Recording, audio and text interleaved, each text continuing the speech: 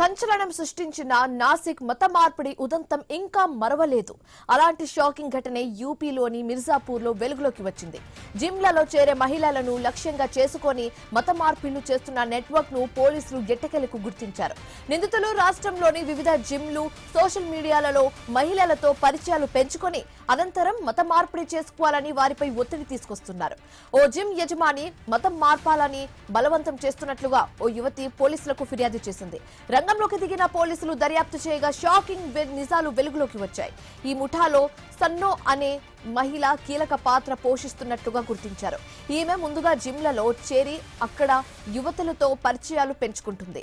ఆ తర్వాత తన స్నేహితురాలంటూ పలువురు ముస్లిం యువకులను వారికి పరిచయం చేస్తుంది. పోలీసులు ఈ విషయాలన్నీ పేర్కొన్నారు. మరికొందరు యువతులను ఇన్స్టాగ్రామ్ లో ఫ్రెండ్ రిక్వెస్ట్ల ద్వారా ట్రాప్ చేసి బ్రెయిన్ వాష్ చేసి మరీ ట్రాప్ చేస్తున్నట్లుగా తెలుస్తోంది. ఈ ముఠా దాదాపు 50 మందికి పైగా మహిళలను టార్గెట్ చేసినట్లుగా అనుమానిస్తున్నారు పోలీసులు. నిందితుల నుంచి స్వాధీనం చేసుకున్న సెల్ ఫోన్లలో వందలాది మంది మహిళల ఫోటోలు, వీడియోలు, చాట్లు ఉన్నాయని, వాటిపై దర్యాప్తు చేస్తున్నామని చెప్పారు.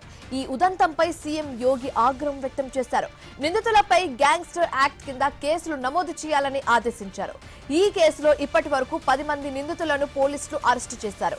ఈ మత మార్పిడి నెట్వర్క్ వెనుక ఇంకా ఎవరెవరు ఉన్నారు, దీనికి అంతరాష్ట్ర ముఠాలతో ఏమన్నా సంబంధాలు ఉన్నాయా అనే కోణంలో దర్యాప్తు ముమ్మరంగా సాగుతోంది.